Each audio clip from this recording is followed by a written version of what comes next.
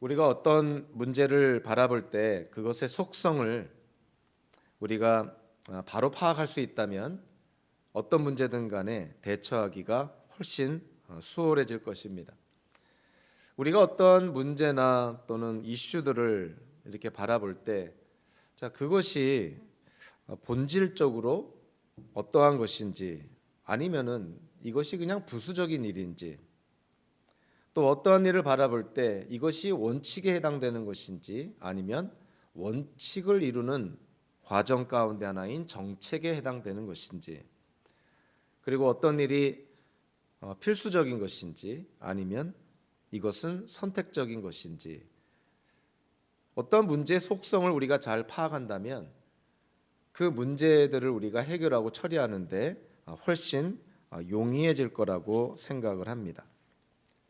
적지 않은 경우에 우리는 얼마든지 변경시킬 수도 있고 또는 다른 방법을 또는 다른 방안을 택할 수도 있는 이런 정책적이고 부수적이고 선택적인 일들을 가지고 사람들 간의 이견으로 인해서 또는 자기 주장으로 인해서 상당히 관계도 어려워지고 또 그들이 속한 공동체가 어려워지고 또 그들이 속한 사회가 또 분열되는 그러한 경우를 보게 됩니다.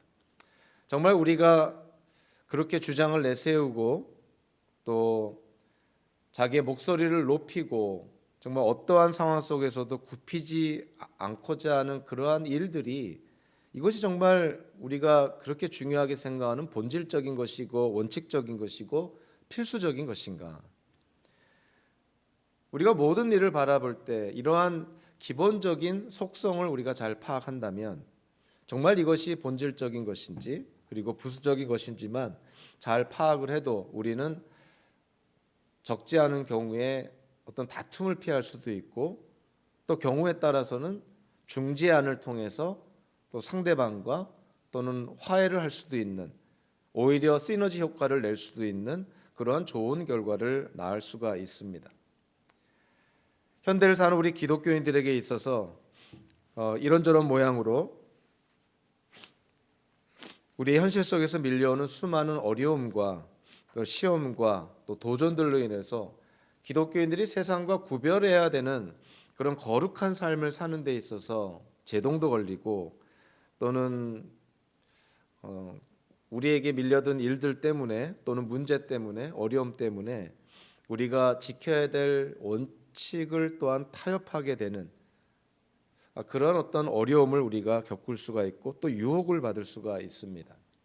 다시 한번 얘기하지만 정말 우리가 얼마든지 중재안을 통해서 우리의 생각을 바꿀 수도 있는 그런 부류의 일들은 부수적이고 정책적인 일들입니다. 그러나 우리가 끝까지 지켜야 될 것은 우리가 반드시 고수해야 될 것은 바로 원칙적인 일이라는 것이죠.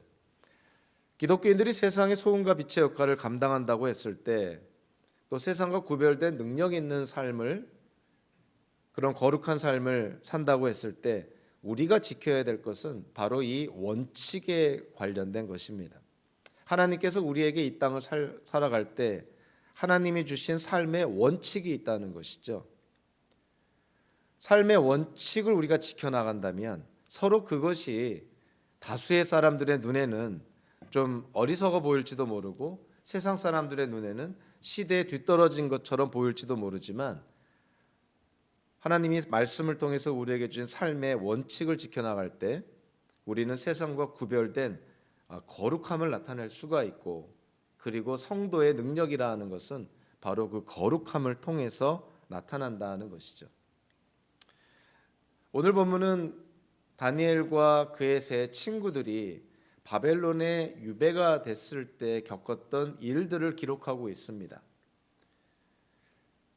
그들이 생각하는 거룩함을 타협하게 만드는 그런 어떤 그 당시의 상황적인 압력이라든가 그들의 처지와 관련돼서 그들이 어떻게 그런 거룩함을 지켜나갈 수 있도록 준비를 해왔는지 그리고 그들의 거룩함의 능력이 그 근원이 어디에 있는지 오늘 본문은 우리에게 잘 말씀해 줍니다. 먼저 다니엘과 세 친구들이 오늘 본문을 통해서 그들의 어떤 배경을 이해하면 그들이 받은 어떤 압력들, 그들이 처한 그런 처지 속에서 그들이 겪어야 됐던 어려움들을 우리가 어느 정도 이해할 수가 있습니다.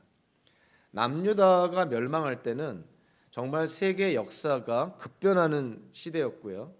그리고 거기에 따라서 남유다 또한 상당히 정치적으로나 모든 면에서 요동치는 그런 상황이었습니다. 아시리아에서 바벨론으로 이제 세계의 패권이 넘어가는 그러한 시기에 남유다의 남쪽에 있는 이집트가 또 그 기회를 노려서 호시탐탐 세계의 패권을 또 거머쥐려는 그러한 어떤 욕심을 부리고 있는 상황. 그러니까 이 이스라엘이라는 그 지역을 중심으로 해서 세계의 강대국이 지금 각축을 벌이고 있었던 때라는 것이죠. 정말 고래 싸움에 새우등이 터진다는 표현이 바로 이 남유다가 멸망할 때의 그 시점을 아주 정확하게 표현하는 거라고 생각을 합니다. 바벨론은 주전 612년에 이 아시리아의 최고의 난공불락의 성으로 알려진 니느웨를 점령함으로 말미암아 실질적으로 아시리아를 멸망을 시킵니다. 물론 그 이후에도 아시리아의 패잔병들이 또 독립을 꾀하고자 바벨론과 전쟁을 치르지만 사실 니느웨 성이 멸망당하는 것이 거의 결정적인 그런 타격을 아시리아에게 주었다는 것이죠. 609년에 니느웨 성 서쪽에 있는 하란이라는 곳을 이 바벨론이 점령을 하고 나서 이제 바벨론은 더 서남쪽으로 진군하게 되고 또 아시리아 패잔병을 도우려는 명목으로 이 남쪽에 있던 이집트군이 아시리아 패잔병들과 연합을 해서 바벨론과 메대 군사들과 전쟁을 치르게 됩니다. 그래서 609년에 갈그미스라는 곳에서 1차 전쟁을 치르지만 1차 전쟁은 무승부로 끝나게 되고요. 그리고 2차 전쟁이 또 갈그미스에서 일어나게 되는데 이때 바벨론의 왕이 느부갓네살 왕이었고 이집트는 느고라는 왕이 다스릴 때였습니다. 주전 605년에 두 번째로 갈그미스에서 바벨론과 이집트가 전쟁을 치렀지만 이때는 이 바벨론이 대승을 거두게 됩니다. 자, 그들이 바벨론이 갈그미스에서 대승을 거두고 나서 그들이 남쪽으로 내려옵니다. 이집트 군대를 이제는 이집트 국경 밖에 나오지 못하도록 이집트를 압박을 가하기 위해서 바벨론이 갈그미스에서 승리한 이후에 이 가나안 땅을 지나 이집트 국경까지 가서 이집트 군들을 이제는 이집트 국경 밖으로 못 나오도록 그렇게 압력을 가합니다. 자, 그러한 과정 속에 느부갓네살 왕 군대가 이 가나안 땅을 점령하게 되는 것이죠. 그 605년에 이 바벨론 왕이 이 가나안 땅을 점령하면서 남유다의 왕을 갈아치우고요. 그리고 나서 이 남유다의 오늘 본문에도 나온 것처럼 전도 유망한 젊은이들을 인질로 바벨론으로 다 끌고 갑니다. 자, 그 중에 한 명이 바로 다니엘이었고 그리고 다니엘의 세 친구가 605년에 바벨론으로 유배를 인질로 끌려가게 되는 것이죠. 특별히 오늘 보면 2절에서 좀 눈여겨봐야 될 것이 자, 이러한 일들이 일어난 것에 대해서 이 다니엘서의 저자가 어떠한 관점으로 이 사건을 바라보고 있냐면 그냥 통상적인 세상적인 그런 기준에 바벨론이 강력했기 때문에 그들의 군대가 막강했기 때문에 이러한 일이 일어났다고 보질 않고요. 세상의 눈이 아닌 하나님의 관점에서 세계 역사를 바라봅니다. 그래서 2절에 보면 아주 눈여겨봐야 될 표현이 하나 나오는 것이죠. 그것이 2절 처음에 나오는 것인데 사실 히브리어 성경에는 이 동사가 제일 먼저 나옵니다. 주님께서 유다의 여호야김 왕과 하나님의 성전 기물 가운데서 일부를 느부갓네살의 손에 넘겨 주셨다. 그러니까 그러니까 주셨다는 거예요. 누가요? 네, 주님께서.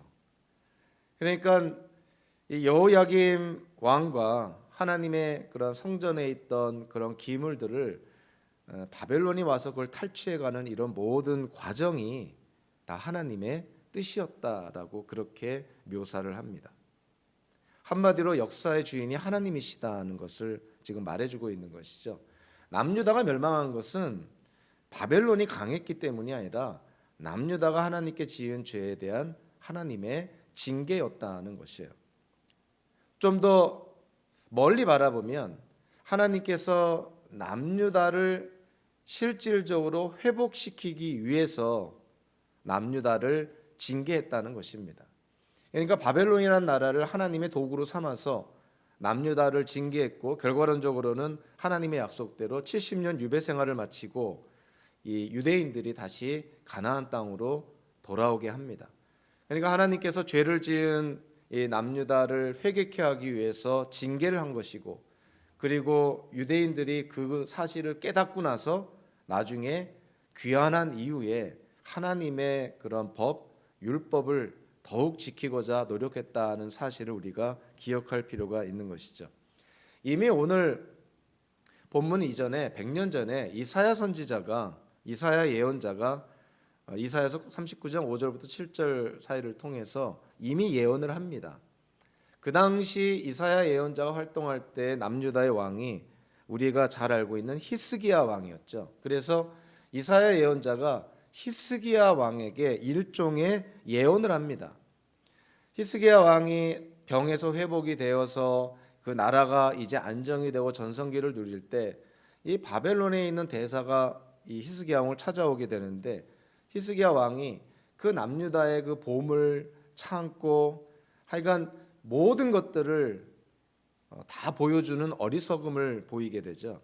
거기에 대해서 하나님께서 이사야 예언자를 통해서 히스기야 왕을 꾸짖습니다. 히스기야가 이렇게 이사야 예언자가 이렇게 말합니다. 만군의 주님의 말씀을 들으십시오. 그날이 다가오고 있다. 그날이 오면 너의 왕궁 안에 있는 모든 것과 오늘까지 너의 조상이 저장하여 놓은 모든 보물이 남김없이 바벨론으로 옮겨갈 것이다. 주님께서 또 말씀하십니다. 너에게서 태어날 아들 가운데서 더러는 포로로 끌려가서 바벨론 왕궁의 환관이 될 것이다. 그래서 이러한 이사야 예언자의 이 말씀이 실질적으로 이루어지고 성취됐다는 측면에서 이 유대인 학자들은요, 이 이사야 예언이 성취됐다는 것을 통해서 다니엘과 세 친구들이 실제로 바벨론에 유배가 돼서 거기서 환관이 되었다, 그렇게 이해를 합니다. 우리 한국말로 쉽게 표현하면 내시가 되었다는 것이죠. 그래서 그런지 이 다니엘서를 읽어보면 다니엘의 가정에 대한 언급은 전혀 나오지 않습니다. 그래서 아마 유대인 학자들의 해석이 꽤 신빙성이 있어 보입니다. 그러니까 이사야의 예언이 실질적으로 이루어지고 성취가 됐다면 바벨론으로 유배된 그런 왕족과 귀족의 자손들이 이 바벨론 왕궁 또는 바벨론 왕을 섬기는 환관이 되었다는 것인데요. 다니엘과 세 친구들도 그런 치욕스러운 일들을 겪었을 것으로 이해를 합니다. 특별히 다니엘서를 통해서 인류의 역사가 하나님의 손안에 달려 있다는 것을 특별히 오늘 2절을 통해서 보면 아주 재미난 그런 표현들이 있습니다. 물론 좀 원어적으로 좀 살펴봐야 될 부분인데요. 보통 이스라엘의 언약의 하나님을 표현할 때는 야훼 하나님이라고 표현을 하죠. 야훼라는 표현을 씁니다. 우리 이전 성경에서는 여호와, 저호바라는 그런 표현을 썼는데, 이 야훼라는 표현을 썼을 때는 하나님께서 이스라엘의 언약의 하나님, 즉 이스라엘의 신실하신 그런 하나님을 지칭할 때 야훼라는 표현을 씁니다. 그렇지만 하나님의 이름을 이 주님, 아도나이라는 단어를 쓴다면은 이 하나님의 그런 특성 가운데서 하나님께서 범세계적인 주권을 강조하는 표현을 쓸 때 아도나이라는 하나님의 이름을 쓰는데요. 오늘 본문 2절에서 주님께서 했을 때 그 주님이 야훼가 아니라 아도나이라는 표현을 씁니다. 그러니까 이 표현을 통해서 하나님께서 이스라엘만의 언약의 하나님을 강조하는 것이 아니라 범세계적인 주권을 강조하는, 즉 하나님께서 온 인류, 온 우주 만물에 하나님이 되어 주신다는 것을, 이러한 하나님에 대한 그 표현에서 벌써 다니엘서 저자가 언급하고 있는 것이죠. 또 하나 아주 그 특이한 그런 경우인데요. 2절에 보면 하나님의 성전, 직역하면 하나님의 집이라는 그러한 표현인데, 하나님이라는 단어 앞에는 정관사가 붙지를 않습니다. 그냥 하나님 또는 주님 이렇게 표현하는데, 이 오늘 보면 2절에서 하나님의 성전이라는 이 표현에서 그 하나님이라는 단어 앞에 독특하게도 정관사가 붙습니다.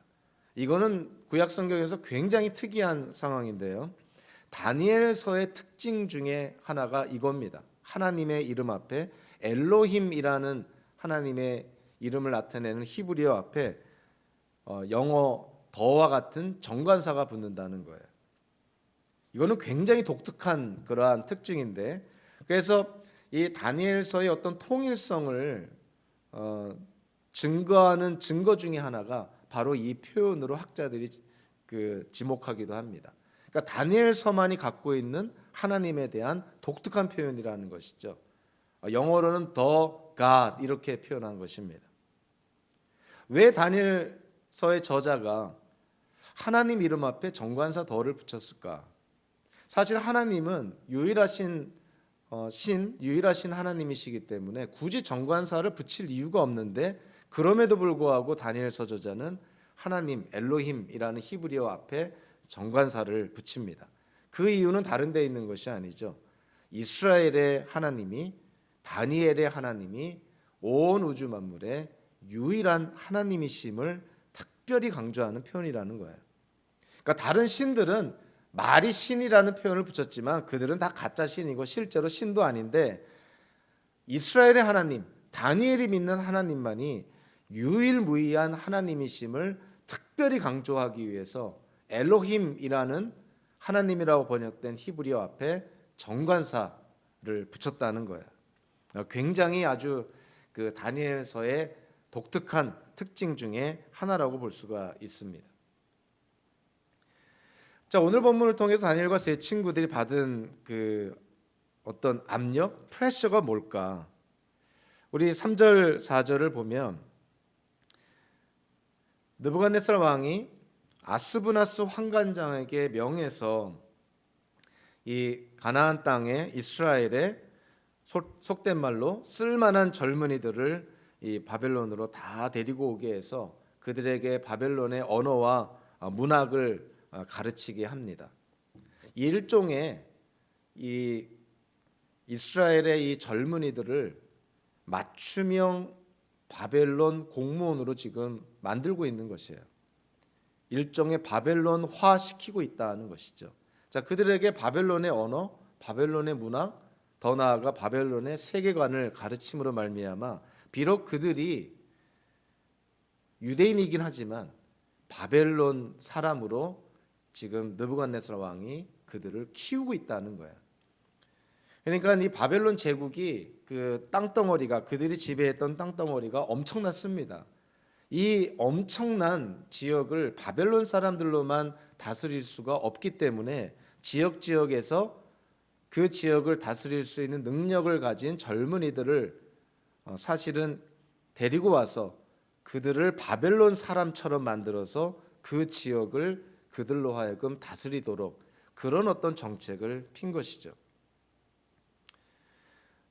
특별히 오늘 이 본문에서 3절에 보면 아스브나스 환관장에게 명령하여 이런 표현이 있는데요.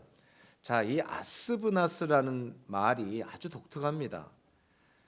이 다니엘서는 히브리어와 아람어, 사실 아람어가 제일 많이 쓰여졌고 그 다음에 히브리어로 이렇게 기록됐다고 우리가 알고 있는데, 사실 다니엘서는 아람어와 히브리어뿐만이 아니라 페르시아어, 헬라어, 이집트어의 배경을 둔 단어들까지도 있습니다. 페르시아어의 바탕을 둔 단어가 17개 사용이 되는데 이 아스브나스라는 단어가 바로 그 중에 하나입니다. 그러니까 이 아스브나스라는 단어는 아람어나 히브리어 배경을 둔 것이 아니라 페르시아어의 배경을 둔 단어인데요. 이 아스브나스라는 단어가 어디에서 유래가 되냐면 그 페르시아어로 여관장이나 왕궁 관리인이라는 의미를 가진 단어에서 파생이 됐습니다. 그러니까 아스브나스라는 단어가 사람의 이름을 말하는 것이 아니라 사실은 직책을 의미하는 페르시아어의 배경을 둔 단어라는 거예요. 그래서 아스브나스 환관장, 그러니까 아스브나스라는 사람, 아스브나스라는 이름을 가진 환관장, 이렇게 우리가 이해할 수 있는데 그것은 아니고 아스브나스라는 이 단어가 어떠한 직책을 가리키는 페르시아의 배경을 둔 단어라는 의미입니다.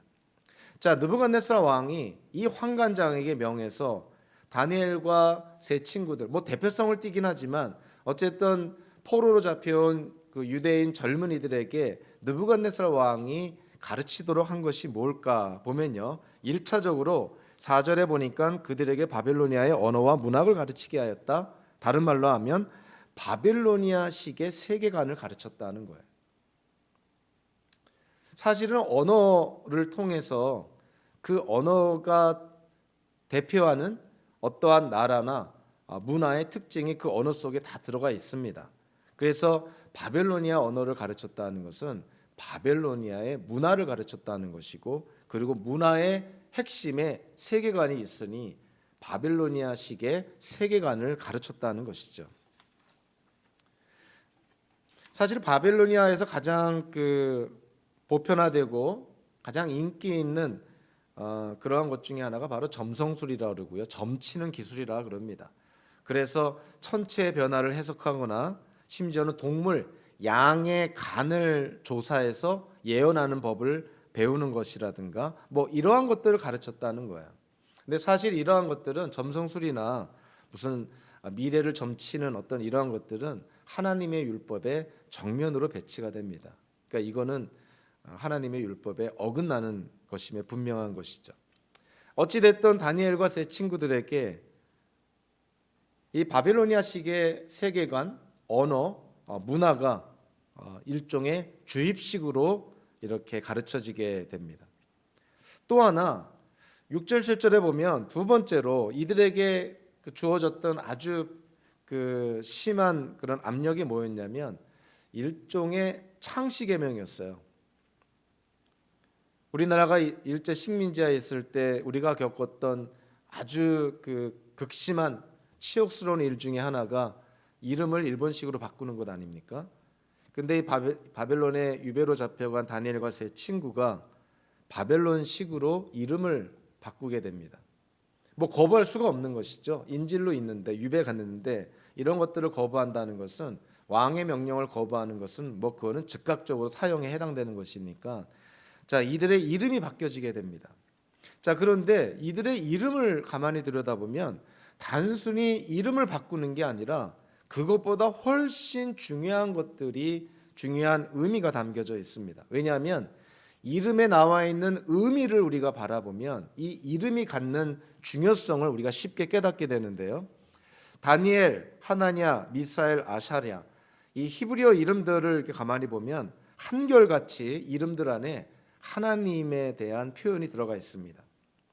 엘은 엘로힘의 약자고요, 야는 야훼의 약자입니다. 그러니까 다니엘, 엘로힘은 하나님은 나의 심판자, 이런 뜻이고, 하나냐, 야훼는 은혜로우시다. 미사엘, 엘로힘은 누구신가? 아사랴, 야훼는 나의 도움. 그러니까 다니엘과 세 친구들의 이름만 보더라도 이들의 이름 안에 하나님에 대한 어떤 경외, 하나님을 예배하는 어떤 그러한 의미들이 이름 안에 이미 담겨져 있어요. 근데 그 이름을 바벨론식 이름으로 바꾼다고 했을 때, 자, 어떠한 의미의 변화가 있을까요? 다니엘의 이름은 벨드사살로 바꿉니다. 이 벨드사살이라는 이름의 의미가 바벨론의 신 중에 하나인 벨이라는 신에 대해서 벨이여 나의 인생을 보호하소서. 엘로힘 하나님은 나의 심판자라는 이름에서 벨이여 우상이죠. 벨이여 나의 인생을 보호하소서. 이런 이름으로 지금 바뀌어지고 있는 거예요. 그러니까 예배 대상이, 섬김의 대상이, 경외의 대상이 지금 하나님으로부터 바벨론의 신들의 이름으로 지금 바뀌어지고 있습니다. 하나냐의 이름은 사드락이라는 이름으로 바뀌어지는데 사드락의 뜻은 또 다른 바벨론의 신인 아쿠는 존귀하다 이런 의미입니다. 자, 메삭이라는 의미는 아쿠는 누구신가? 아벤느고는 또 다른 신의 이름인 느고의 하인 이런 것입니다. 그러니까 히브리식 이름에서는 엘로힘, 야훼라는 하나님을 경외하고 하나님을 예배한다는 의미가 다 잠재되어 있는데 그 이름을 바벨론식 이름으로 다 바꾸니까 이제는 바벨론의 신들을 경배하고 바벨론의 신들을 예배한다는 그러한 의미를 갖는 이름으로 다 바뀌어진 것이에요. 그러니까 이 다니엘과 세 친구들 또 여기에 잡혀온 유대인 젊은 그런 10대 청년들이 그들이 여태껏 섬겼던 하나님 대신 바벨론의 신들을 섬겨야 되는 그러한 지금 압력을 받고 있는 그런 상황입니다. 더 나아가 5절 8절에 보면 이제 이 바벨론에 잡혀온 유대인 젊은 청년들의 생활 양식까지도 생활 방식까지도 지금 변화할 수밖에 없는 그런 압력을 받고 있는데요. 먹는 음식을 지금 바꾸는 것이죠. 바벨론식으로 음식을 다 바꾼다는 것이죠. 한 나라의 한 민족의 정체성을 나타낼 때 그들이 먹는 음식이 그들의 정체성을 나타내는데 아주 중요한 역할을 합니다. 그건 뭐 현재도 마찬가지인 것이죠. 이 바벨론에 잡혀온 유대인 청년들이 히브리식의 음식을 먹지를 못하고 바벨론식의 음식을 먹도록 일종의 강요를 당하고 있는 것이죠. 왕이 정해준 음식을 먹어라. 이제는 너희들이 비록 피는 유대인의 피를 갖고 있지만 이제는 너희의 언어와 문화와 세계관과 생활 방식이 다 바벨론식으로 바뀌어져야 된다는 거야.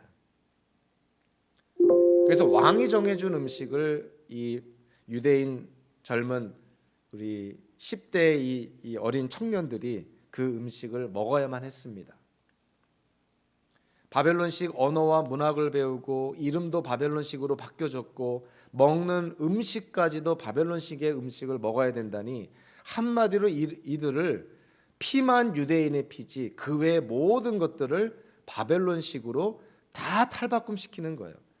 그러니까 바벨론 제국의 입장에서 그들에게 쓸만한 일꾼들을 키우기 위해서 바벨론식으로 바벨론에 의해서 쓰임받기 좋도록 맞춤형 그런 바벨론 고급 공무원으로 이들을 다 지금 탈바꿈 시키고 있다는 것입니다. 많은 학자들이 다니엘이 왜 고기와 포도주를 먹지 않겠다고 했을까? 여기에 대해서 학자들마다 다양한 의견들을 냅니다. 모세의 율법을 범하지 않기 위해서 그런 행동을 취했을 것이다 이러는데 모세의 율법에 포도주를 금하는 것은 없거든요. 그러니까 이것도 이렇게 만족할 만한 설명은 안 되고 다니엘과 친구들이 금욕주의를 지향하기 위해서 그랬을 것이다. 이것도 그렇지 않습니다. 다니엘서 10장에 보면 그 10장에서 내용을 통해서 다니엘이 고기를 먹었다는 것을 우리가 쉽게 이해할 수 있는 표현들이 나옵니다. 이 히브리 청년들이 신학적인 이유 때문이 아니라 정치적인 이유로 이런 행동을 택했다. 그러니까 바벨론 제국에 순종하기 싫어서 정치적인 목적으로 이런 행동을 취했다고 해석하는 분들도 있는데 우리가 잘 아다시피 나중에 다니엘과 이 세 친구들이 바벨론에서 아주 높은 지위에 오르게 되지 않습니까? 그러니까 이런 설명도 맞지 않는 것이죠. 가장 적합한 다니엘서 전체의 문맥에 잘 맞는 설명은 이 다니엘과 세 친구들이 그러니까 자신들을 살리시는, 자신들을 지켜주시는, 자신들의 인생을 책임져 주시는 분이 느부갓네살 왕이나 바벨론 제국이 아니라 하나님이라는 사실을 고백하고 증명해 보이기 위해서 이 바벨론 이 느부갓네살 왕이 내린 고기와 포도주를 먹지 않겠다는 행동을 취했다고 해석을 하는데, 이 해석이 가장 바람직한 해석이라고 볼 수가 있습니다. 다니엘과 세 친구들이 결과적으로 이렇게 채소만 먹었음에도 불구하고 다른 청년들과 비교해 봤을 때 훨씬 건강해 보이고 얼굴빛이 좋았다.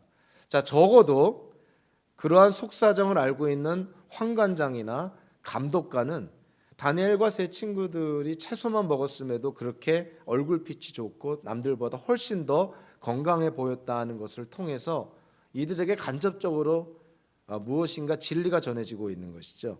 다니엘과 세 친구들을 지키고 보호하고 그들의 인생을 책임지는 것은 바벨론의 느부갓네살 왕이 아니라 사실 이 유대인 세 어린 청년들이 믿고 있는 하나님이라는 사실은 간접적으로 전해주고 있는 것이죠. 제가 이 다니엘과 세 친구들 그 1장에서 내용을 보면서 한국의 속담이 하나 생각이 났습니다. 우리가 작은 것에서 원칙을 양보하고 작은 것에서 원칙을 타협하게 되면 점점 그 타협의 정도와 깊이와 범위가 더 넓어지고 더 커진다는 것을 우리가 잘 알고 있는데요. 그러한 것을 잘 나타내는 한국 속담이 이 바늘도둑이 소도둑 된다라는 그런 속담이 있습니다. 작은 것 이거 뭐 크게 문제가 될까? 비록 그것이 원칙에 어긋나는 것이지만 별것 아닌 것처럼 사소한 것처럼 보여서 그러한 사소하고 작은 것에 타협하고 자기의 원칙을 만약에 포기를 한다면 결국은 그가 가진 원칙은 무너질 수밖에 없게 되는 것이고 그가 살고자 하는 인생을 살지 못하게 되는 것이죠.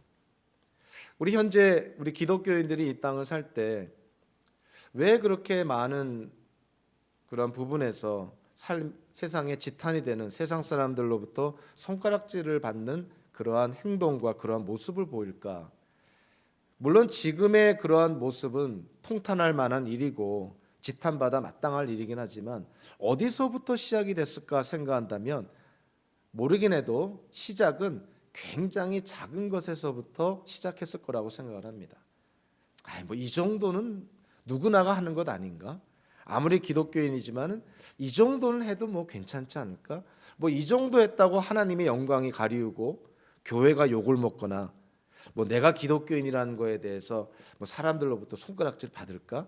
우리가 이렇게 생각하는 너무나 작고 사소한 것, 거기에 우리가 원칙을 포기하고 거기에 타협해 버리고 거기에 우리가 굴복해 버린다면 놀라운 것은 이 악이라는 것이 죄라는 것은 점점 커지고 더 정도가 심해진다는 성격이 있어요. 그러니까 작은 것 하나를 우리가 양보하면 그 다음 것은 더 쉬워집니다. 갈수록 쉬워지는 것이죠. 나중에 생각하면 내가 어떻게 이러한 죄를 어떻게 이러한 악을 행할 수 있을까 생각할 정도로 엄청난 죄와 악도 그러한 과정을 겪다 보면 나중에는 일종의 불감증에 걸려버리는 것이죠. 이게 죄인지도 악인지도 깨닫지 못한 상태에서 객관적으로 보더라도 엄청난 그런 큰 죄를 짓게 된다는 것이에요. 그러니까 이 다니엘과 세 친구들 고기와 포도주 그거 먹는다고 누가 뭘 할 사람이 있습니까? 지금 바벨론의 포로로 붙잡혀온 처지에 왕의 명령을 거절하면 죽을 수밖에 없는 그러한 상황에서 고작 고기 포도주 안 먹는 게 그게 뭐 대단하다고 그러는가? 이렇게 생각할지 모르지만 지금 이 다니엘과 세 친구들에게 있어서는 이렇게라도 해서 내가 믿는 하나님이 내 인생의 주인임을 보여주고 싶은 것이고 이렇게라도 해서 구별되기를 원했던 것이죠. 그러니까 이들의 마음이 참 하나님께서 이들을 바라봤을 때 이 어린 10대의 이런 어린 청년들의 이러한 결단과 이러한 결심이 얼마나 하나님께서 기뻐하셨을까. 이거 사실 별거 아니잖아요.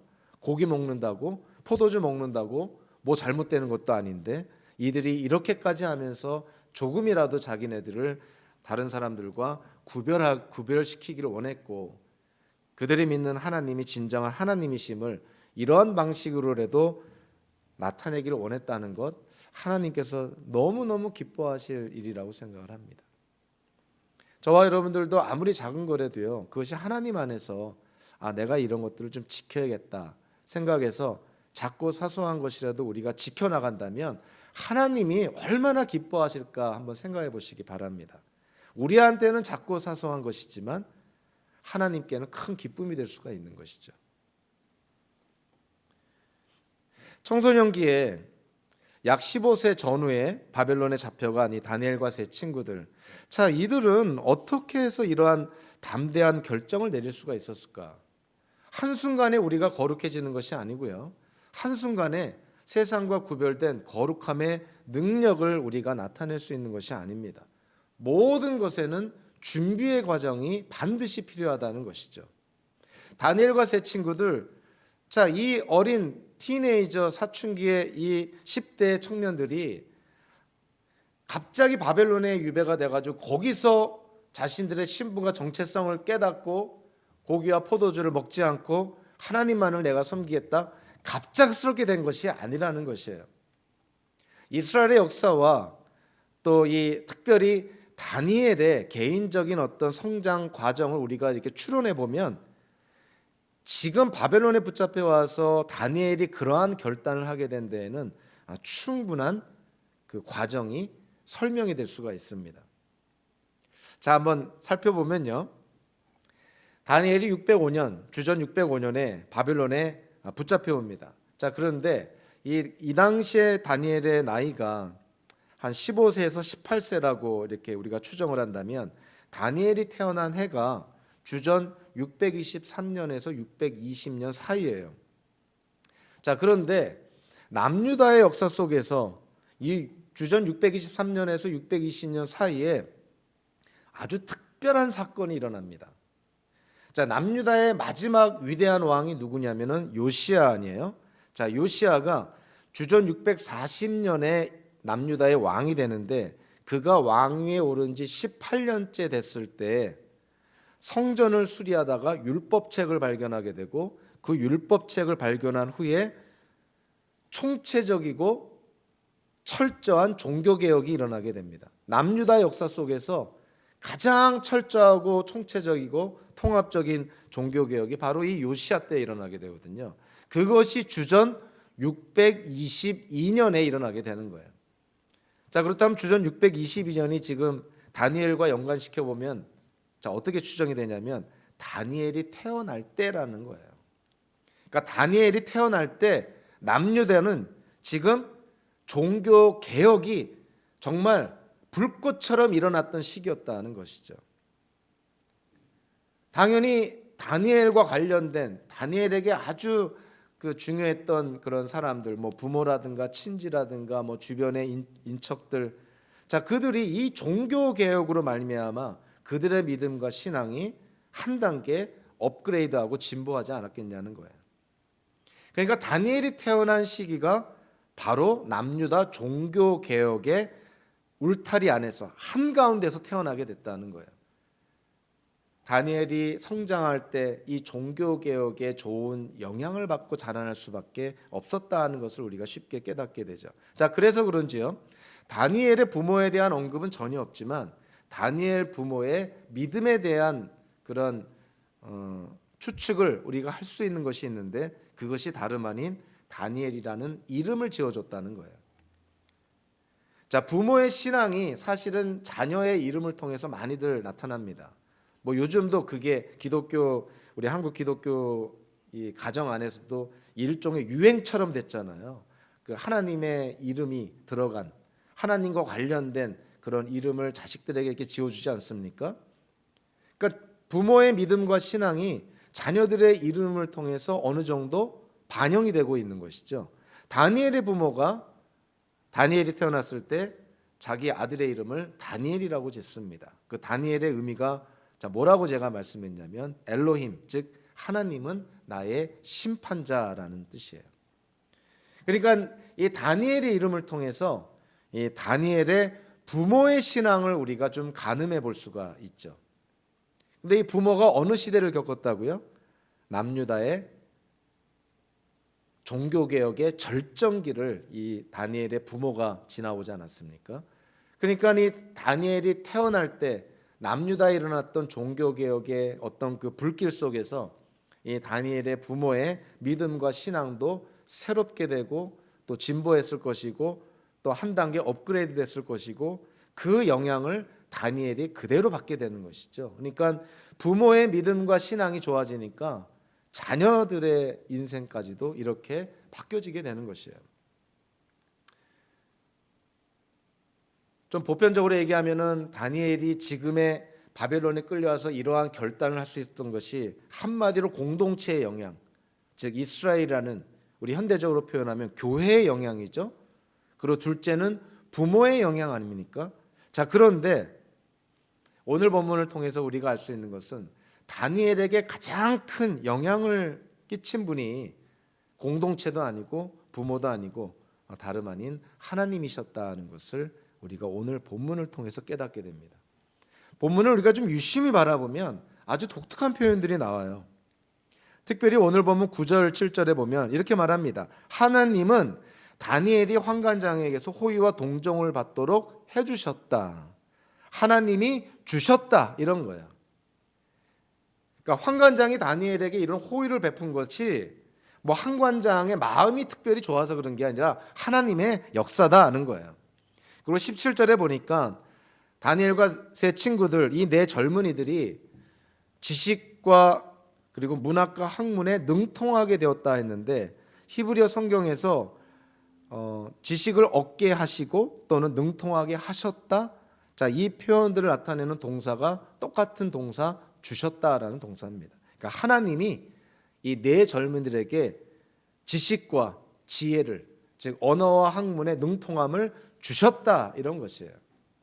그러니까 다니엘이 지혜와 지식이 뛰어나고 나중에는 환상을 보고 또 꿈을 해몽하는 그런 특별한 능력을 받게 된 것이 다 누구 때문이라는 거예요? 하나님께서 주셨기 때문이라는 것이죠. 이것은 예수님의 가르침과도 아주 일맥상통합니다. 요한복음서 15장 4절 5절을 보면 예수님께서 우리 안에 하나님이 역사하지 않으면 우리는 아무것도 이룰 수 없다는 것을 예수님이 포도나무 비유를 통해서 말씀하시는 것이죠.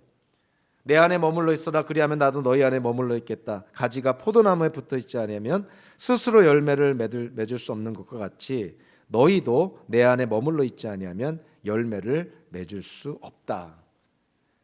다니엘도 그런 경우입니다. 하나님께서 주셨기 때문에 환관장으로부터 호의도 받았던 것이고 또 하나님이 주셨기 때문에 필요한 지식과 지혜와 능력도 받았던 것이죠.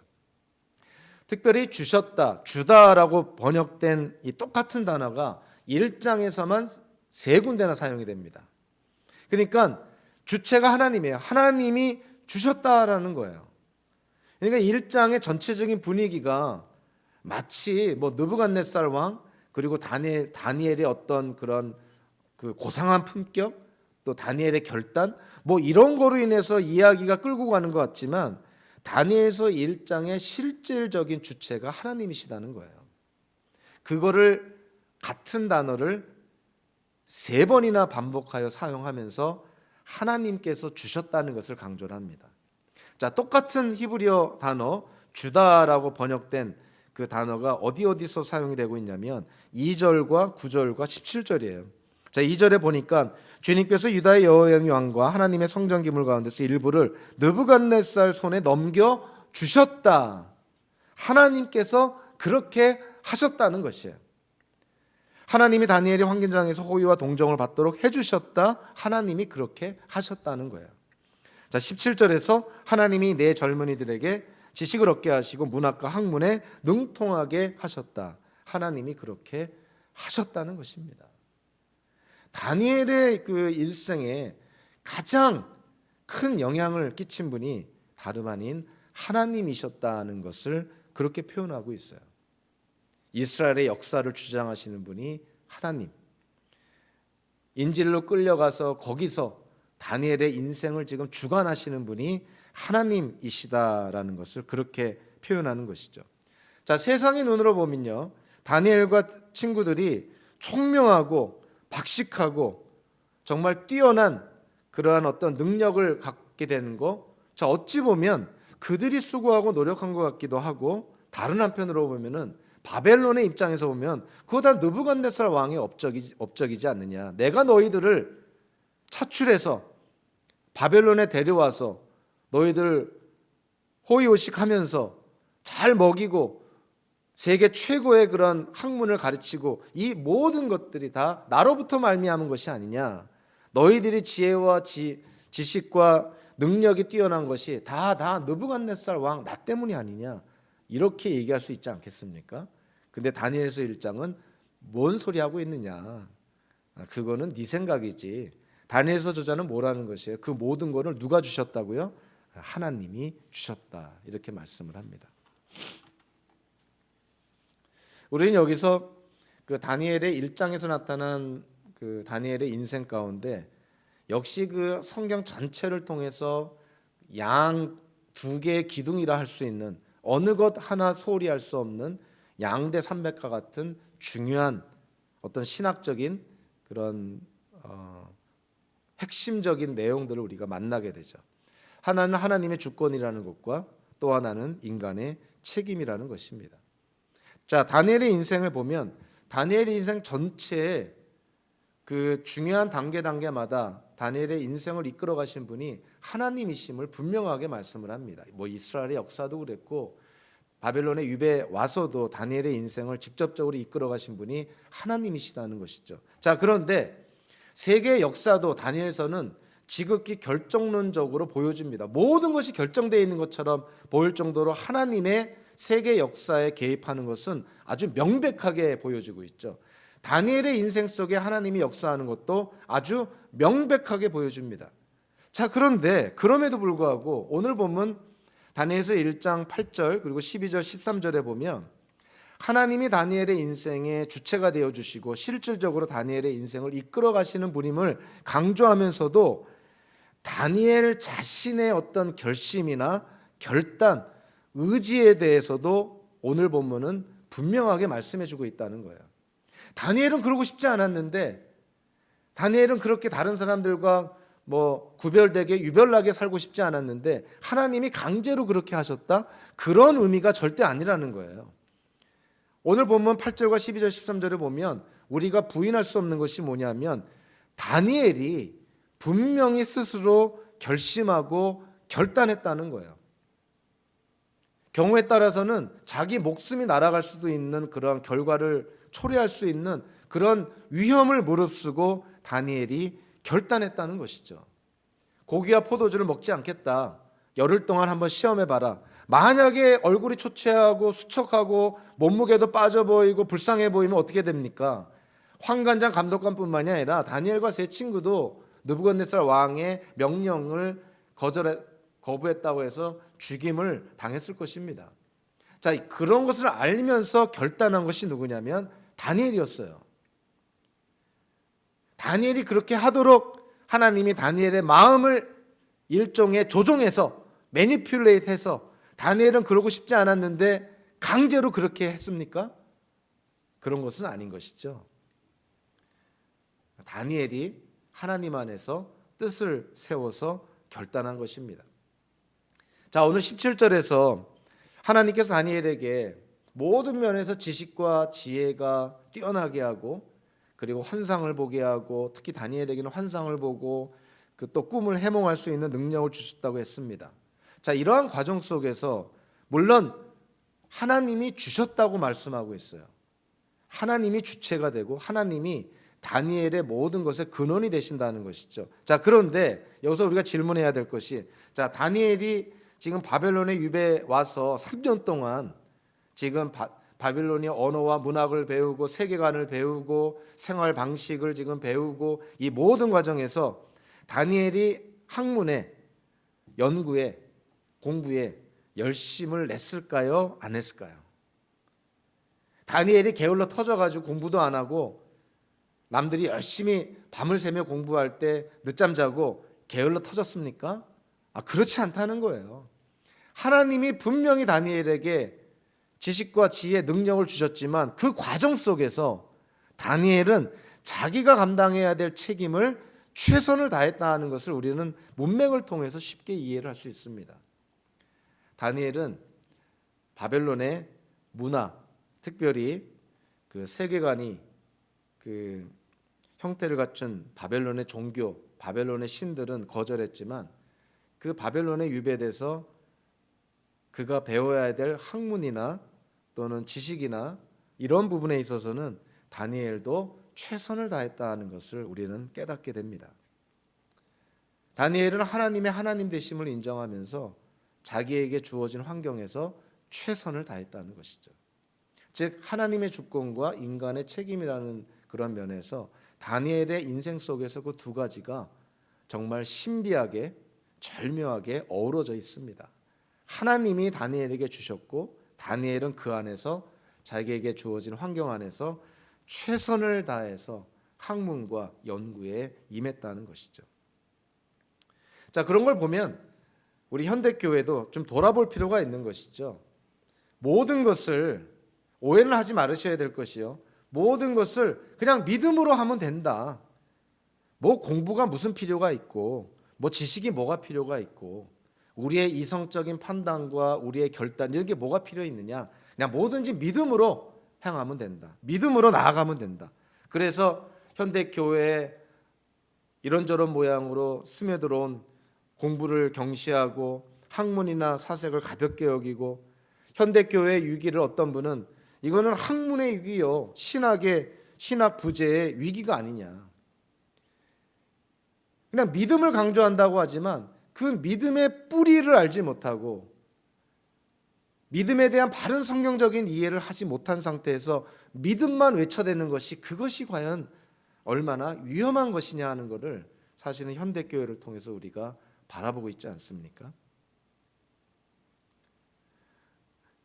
다니엘과 세 친구는 분명 바벨로니아의 풍요로운 문화는 거부했지만 그들에게 주어진 학문과 연구에 대해서는 그들은 최선을 다했다는 것이죠.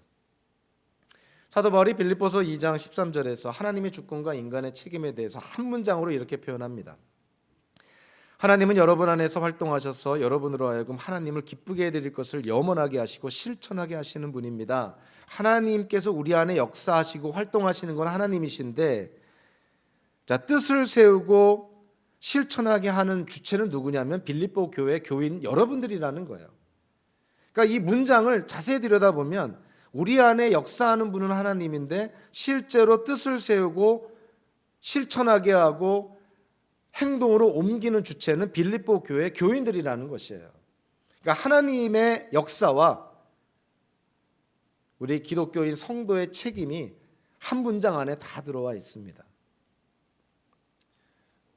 미국의 속담 가운데서, 이거는 분명 성경의 구절은 아니고요, 미국의 속담 가운데서 하늘은 스스로 돕는 자를 돕는다라는 말이 있어요.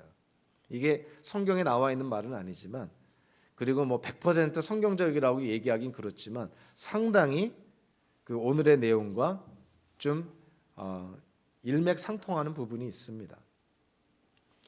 우리가 결단을 하고 계획을 세워서 목적을 세우는 것이 우리의 책임이고 또 최선을 다하는 것이 우리의 책임이라면 그 모든 것을 주장하셔서 결국은 어떠한 결과로 이끌어 나아가시는 분이 하나님이시다는 것을 또한 우리는 깨달아야 되는 것이죠.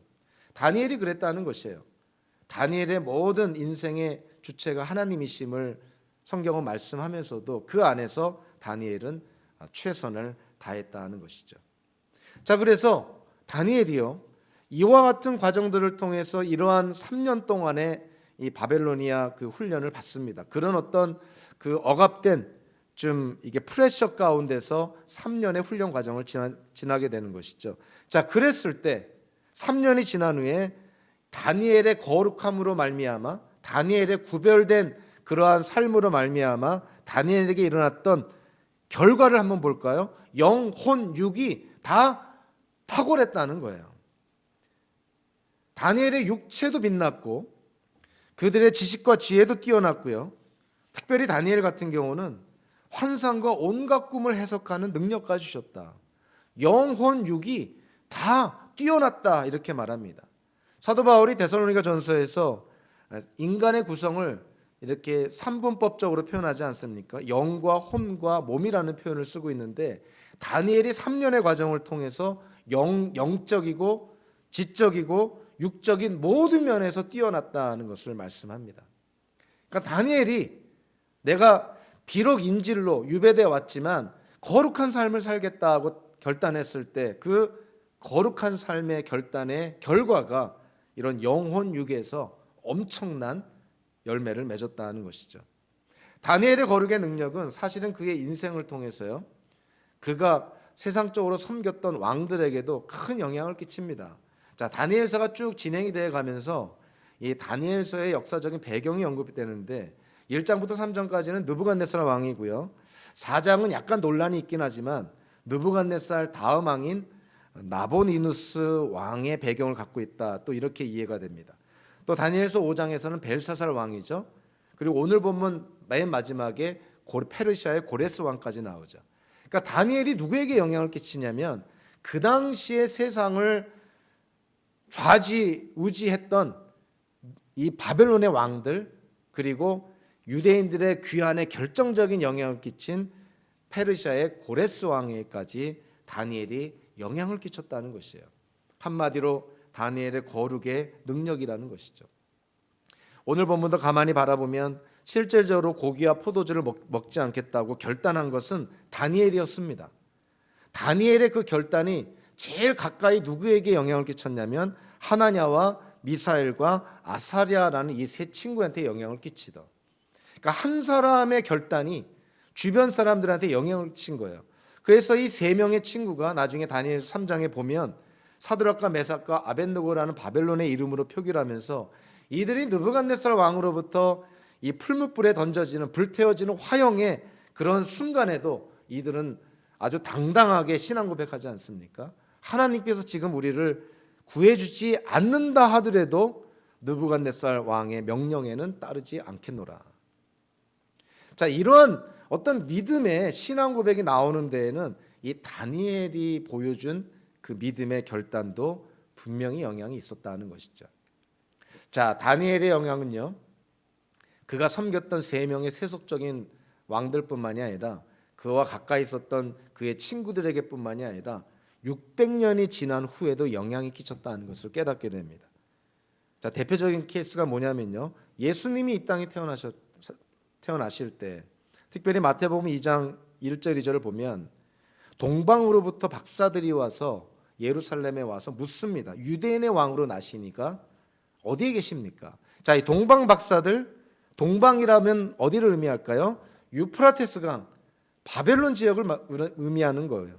거기에 점성술을 연구했던 동방 박사들이 메시아의 탄생을 따라서 지금 베들레헴까지 오게 됩니다. 예루살렘까지 오게 되는 것이죠.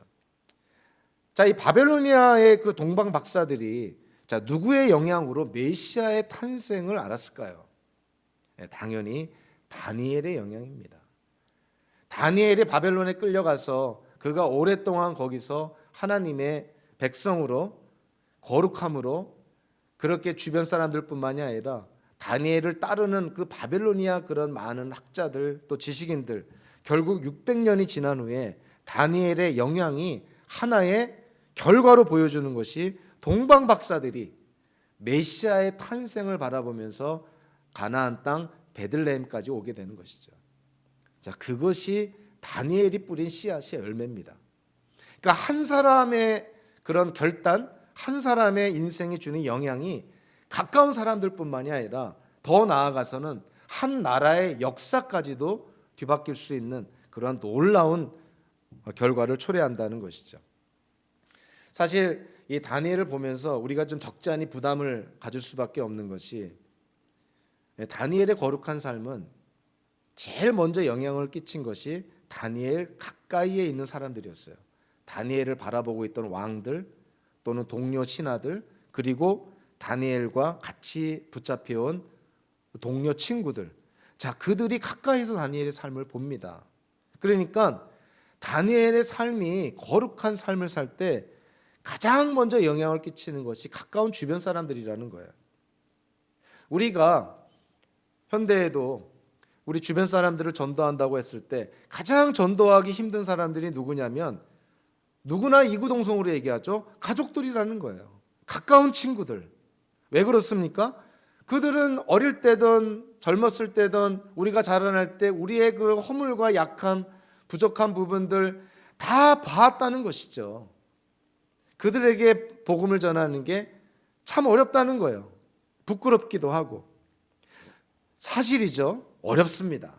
자, 그런데 이거를 좀 거꾸로 생각하면, 그런데 만약에 우리가 하나님의 은혜로 하나님의 하나님 되심을 인정함으로 말미암아 정말 우리의 삶이 바뀐다면, 다니엘처럼 세상과 구별된 하나님의 자녀로서 이 땅을 살겠다고 결단하고 산다면 누가 먼저 제일 영향을 받겠느냐 하는 것이에요. 바로 우리 주변에 가까운 사람들이라는 거예요. 가족들이, 내 친구들이, 직장 동료들이, 그리고 가까이에 사는 이웃들이 나의 변화된 모습으로 가장 먼저 영향을 받게 된다는 것이죠. 가까운 사람들을 전도하기 어렵지만 한편으로는 가까운 사람들을 전도하기가 더 쉬울 수 있다는 거예요. 뭐를 통해서요? 나의 결단과 세상과 구별된 삶을 살겠다는 나의 의지, 또 그러한 삶을 통해서 보여준다면 우리 주변 사람들을 전도할 수 있다는 것이죠. 우리는 기독교인이기에 성도, 즉 세상과 구별된 사람들이기 때문에 정말 하나님의 거룩함을 닮아서 거룩한 삶을 살아야 하고 또 그렇게 노력해야 합니다. 우리 살다 보면 각자의 인생 속에 이런저런 모양의 많은 압력을 받고 타협하고도 싶고 내 원칙을 좀 포기하고도 싶은 그런 유혹들을 많이 받게 됩니다. 그러나 그런 유혹과 그런 타협의 어떤 그런 압력들이 있을 때, 그때 우리가 손해를 무릅쓰더라도, 세상의 기준으로 봤을 때 어리석어 보일지라도 우리가 결단하고 하나님의 거룩함을 따른다면 우리의 인생 속에 거룩의 능력이 나타날 것이고요, 그 거룩의 능력을 통해서 하나님께서 큰 영광을 받으실 것입니다. 우리 오늘 주의 말씀을 함께 나눈 우리 모든 사랑하는 교우들이 이 다니엘의 삶을 통해서 우리도 남은 인생 하나님 안에서 결단하고 거룩의 능력을 증명하는 그런 성도의 삶을 살기로 작정하는 저와 여러분들 되시기를 주님의 이름으로 축원합니다. 기도하겠습니다.